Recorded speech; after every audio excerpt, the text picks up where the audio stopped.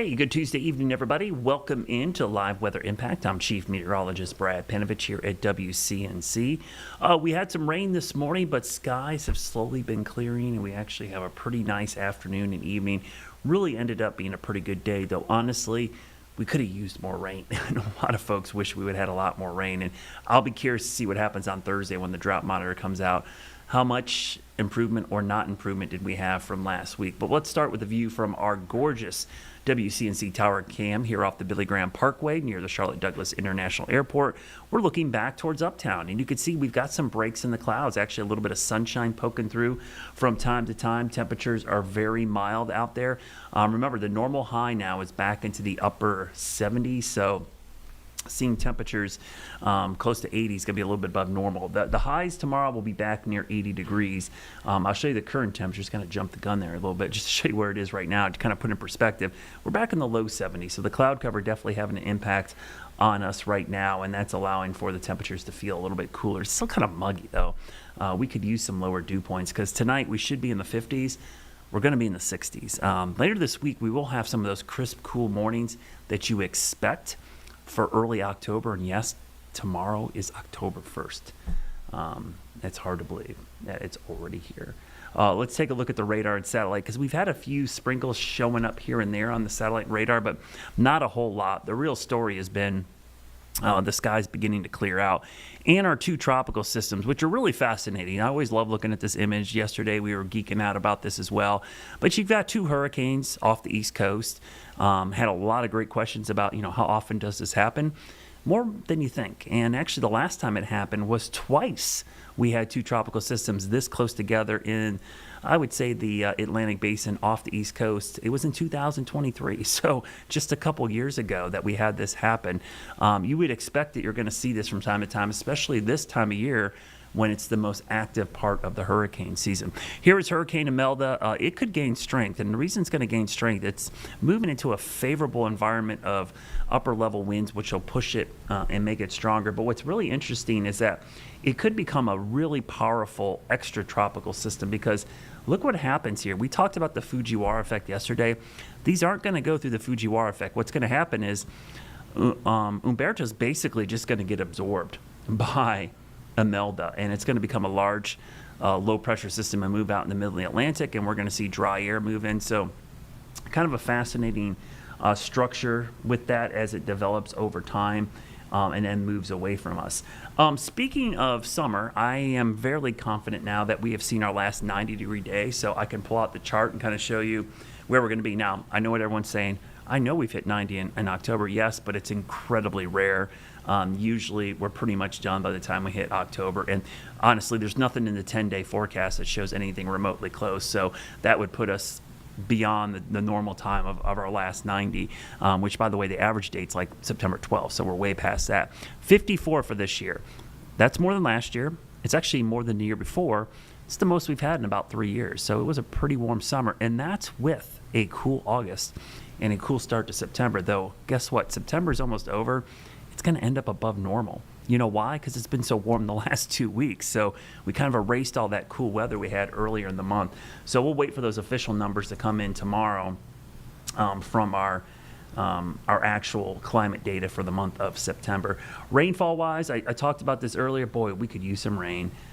We just don't have a bunch in the forecast. It's a pretty minuscule amount of rain showing up in the forecast right now. So I would anticipate us staying very dry. That's why I said once we see this drought monitor update, which will be coming out on Thursday, I don't expect it to be all that great. We're probably going to see it stay pretty low, because I know it rained yesterday, but it really wasn't that much. In fact, most areas saw less than a half an inch of rain. In fact, now that I mention it, let me pull up our rainfall from yesterday.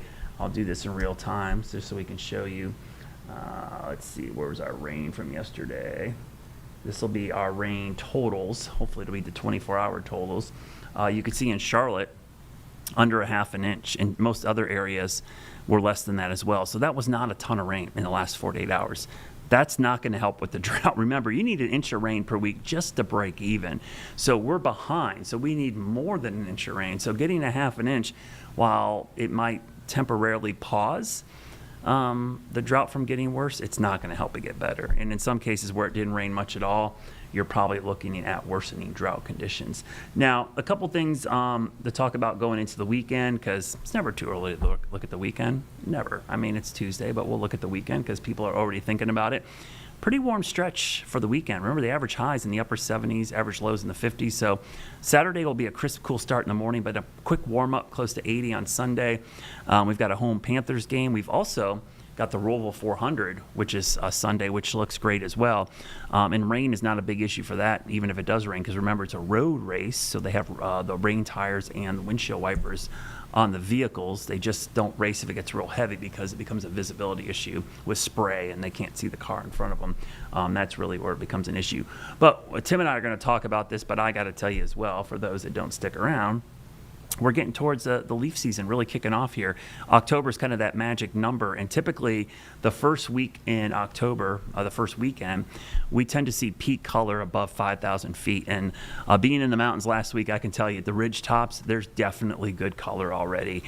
So you're looking, the very highest mountains this weekend, we'll probably see peak color. Now, that doesn't mean it's over. It just means we're starting to get into that season. So the valleys, they're still pretty green, but you can find color just about anywhere. And if you want to put this in more perspective, here's what I think we are right now. And by the weekend, we likely could have red there at the top for Mount Mitchell, Grandfather Beach, Sugar Mountain Beach a little bit higher. So the very tops, you're seeing peak color right now. So it's kind of cool to see green on the lower elevations. Then you look up and you see kind of the color all the way at the top. I like that gradient. To me, that's probably the best time to go to the mountains. So many people try to pick peak weekend. There really isn't a peak weekend because it varies by elevation. So to me, going early is kind of nice when you have color at the top and it's still green down low. You get that nice gradient. It's kind of the rainbow effect there. The later you get in the season, you can get good color at the lower elevations, but sometimes the leaves are completely gone higher up. We also are in stink bug season, but we're not quite there yet. We did a story yesterday. We kind of jumped the gun a little bit on this, I think, because typically the stink bugs do not become a big issue. And what I mean by them, they're always out there, but they try to get in your house after we have a good cold snap at night.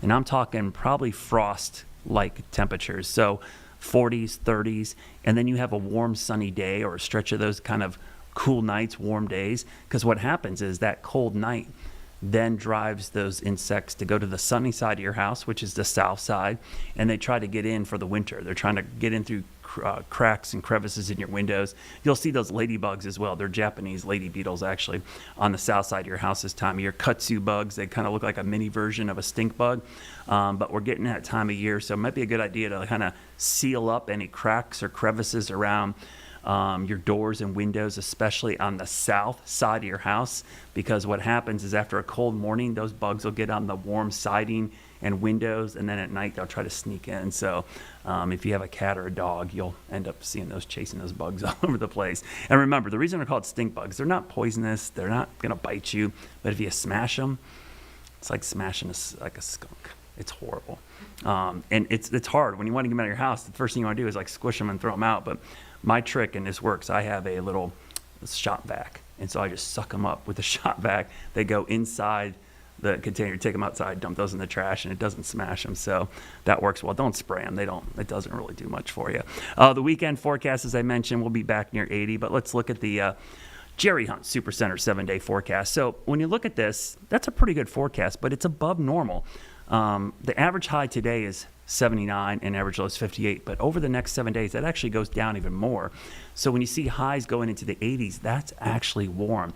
But I will tell you, I'm excited for Thursday, Friday, Saturday, because to me, that is like what August is all about. Crisp, cool mornings and nights, bonfire weather, sweater weather at night. And then during the day, you can have t-shirt and shorts on because it's in the 70s and it's full sunshine. So those big diurnal swings, we call it, 20, 30 degree jumps or falls in temperature from day to night. Let's go 10 days in the future and show you fully on into that first 10 days of October. And you're looking at temperatures pretty warm, honestly, for this time of year. We should be generally in the low to mid 70s with 40s and 50s in the morning. There's a lot more upper 70s and 80s and a lot more 50s and 60s on there. So that's a pretty warm start to October. And again, a lot going on Sunday. Panthers, NASCAR, what a great weekend. here in the Queen City. Coming up, we're going to bring in Tim Buckley. He's back from WFMY. We got a lot to talk about. Tropical systems. We'll talk more about stink bugs. We'll talk about everything coming up in 2 minutes. So stick right there.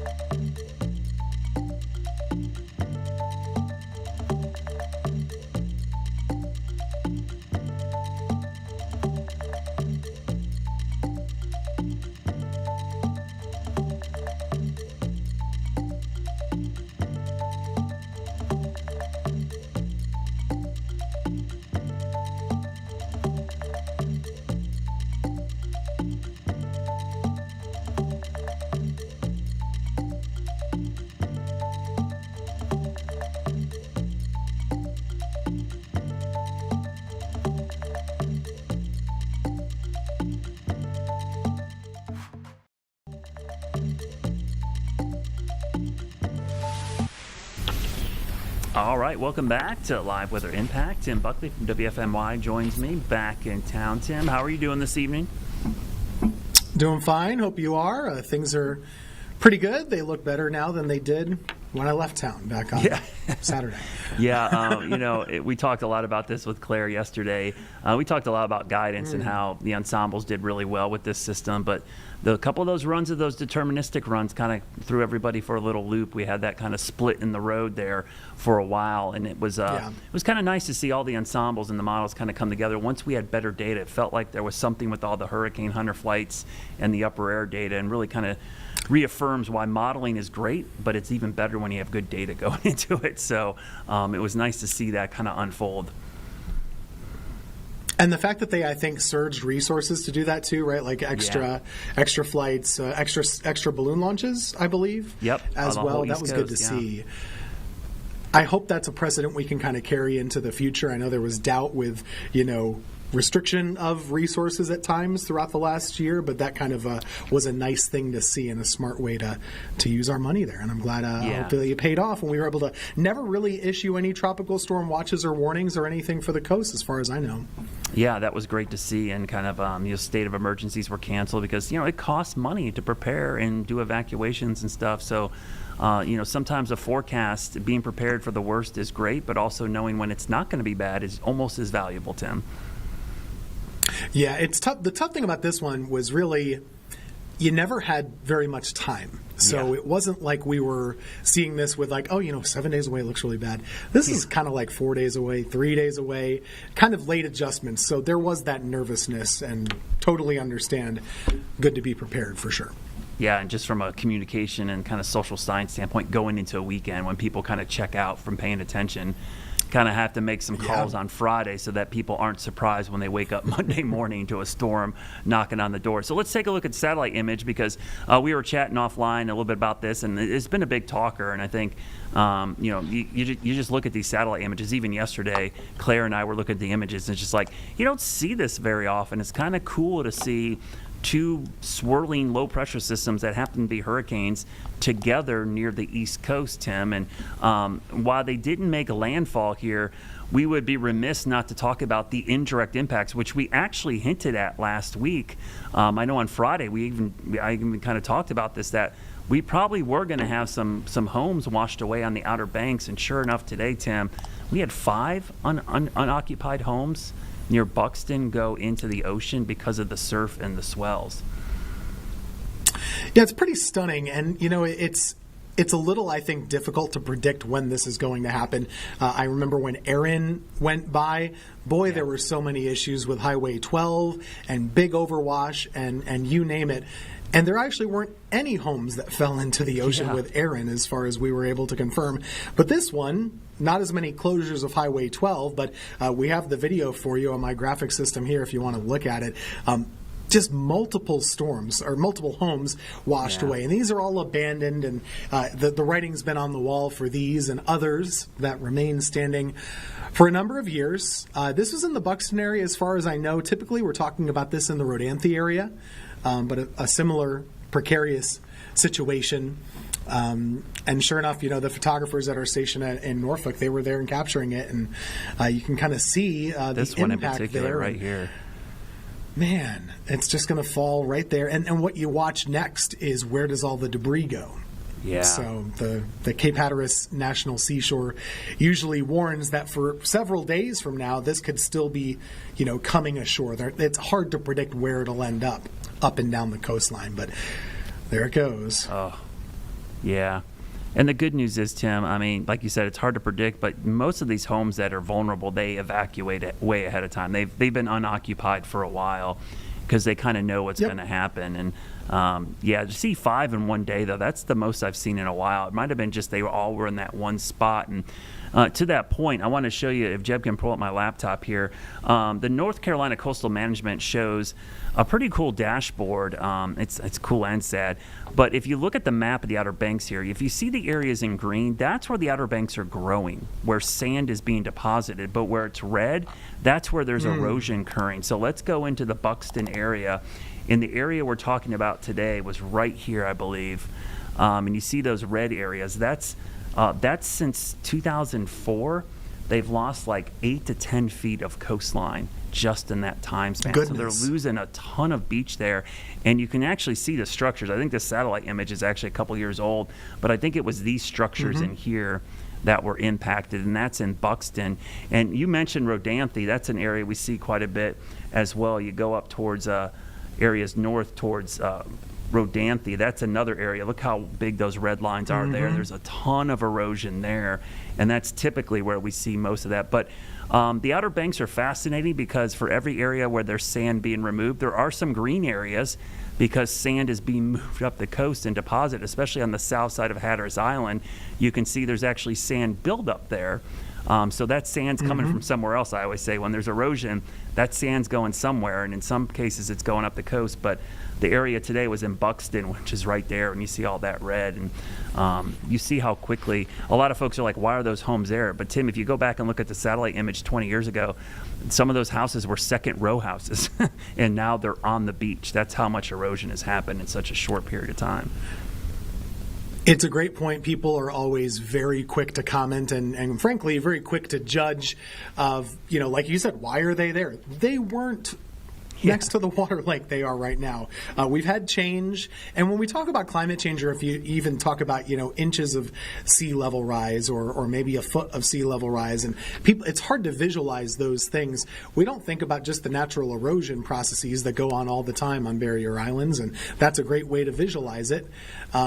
The erosion and the accretion of both things. And that's anywhere on the Carolina coast, but more specifically, more vulnerably is the Outer Banks for sure.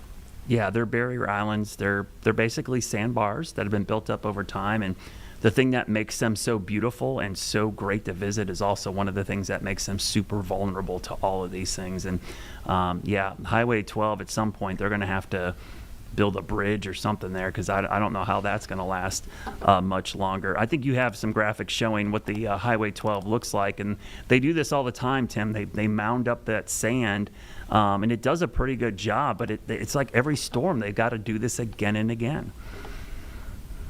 Yeah, they've got it figured out to a degree, and at last check for today, Highway 12's been open everywhere along Hatteras Island. Yeah. Ocracoke has had a closure. and we don't have a camera as far as I know for Ocracoke that I'm able to show you, but this is in that Hatteras area, pretty close to where those homes went away.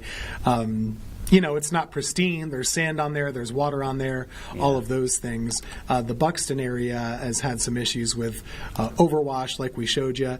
But the waves are just big, and the waves are pretty, and they're nice to look at. The surfers are having a good time, for sure. But those swells are just kind of doing a number out that way, so something to kind of keep an eye on. Brad, did you see this? Did you see this graphic? I believe it was Michael Lowry earlier today. So we're talking about the different hurricanes, and I'll just pop this up here on my view. But there we go. I'm going to zoom it in properly. So he had a cool stat, and what we're talking about, and it's a very specific thing, but we're talking about two Atlantic hurricanes. In this case, you have Umberto and Imelda, and for today, both of them have been observed to be within 500 miles of one another. So you have Umberto right here, Imelda right over there. What he found is that in the satellite era, which goes back to 1966, no two Atlantic hurricanes have been recorded so close together. And I thought that was amazing. So all of the others on this list, and I first saw this graphic and read it too quickly and thought there have been a lot of other hurricanes like this. Actually not. Every other one on this list, at least one of them, if not both of them, are tropical storms as well.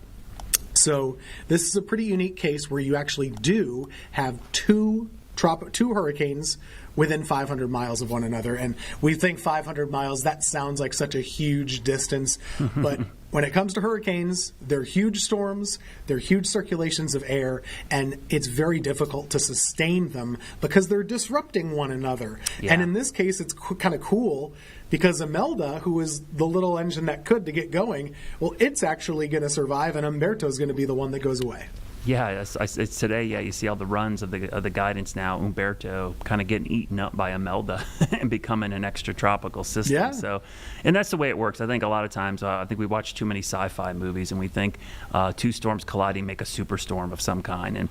And with hurricanes, at least, they usually eat each other up. They kind of destroy one another. We see this with supercell thunderstorms as well. They like to be by themselves. Storms are kind of independent. They're introverts. They like to be by themselves and not have other storms around them. They use up all their energy. Something else, Tim, I wanted to mention today, because tomorrow is October 1st, and I was in the mountains last week covering Helene. Leaf color is really starting to show up. I will tell you from firsthand knowledge, just driving into Avery County and Ashe and Watauga, above 5,000 feet, there's pretty good color on the ridge tops. It's noticeable.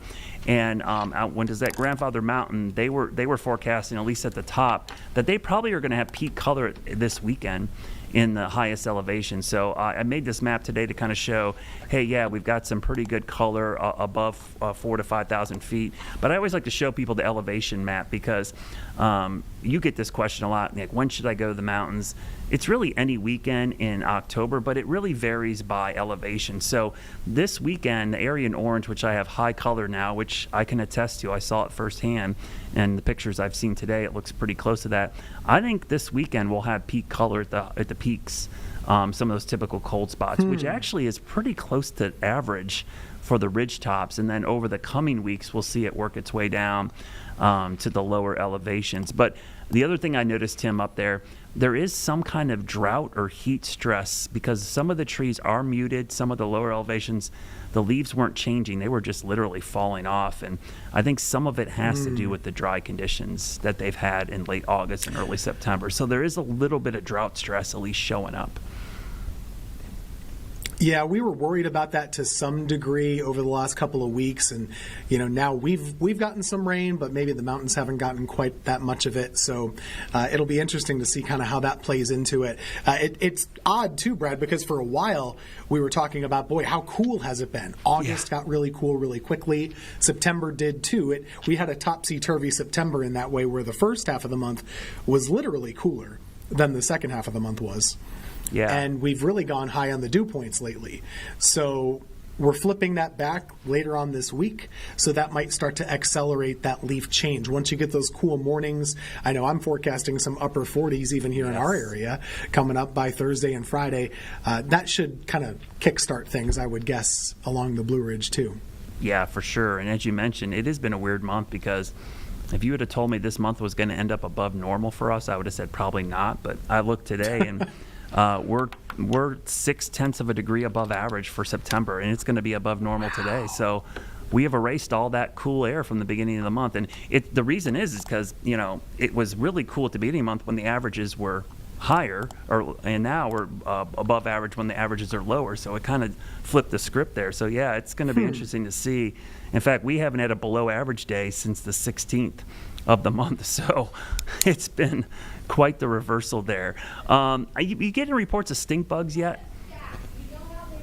I got a report from Tim Buckley, meteorologist, today in Greensboro that said there were about 6 in my home that I noticed. So yeah, they're alive and they're flying and they're crawling and they're waking up, I guess. Or what's the deal? Are they awoken? Is that what they're doing? Yeah, well, the thing, and just from, like you said, firsthand experience, usually when they start to get more active and try to get in your house is when we have these cool nights and warm days, because I think those cool nights kind of trigger them.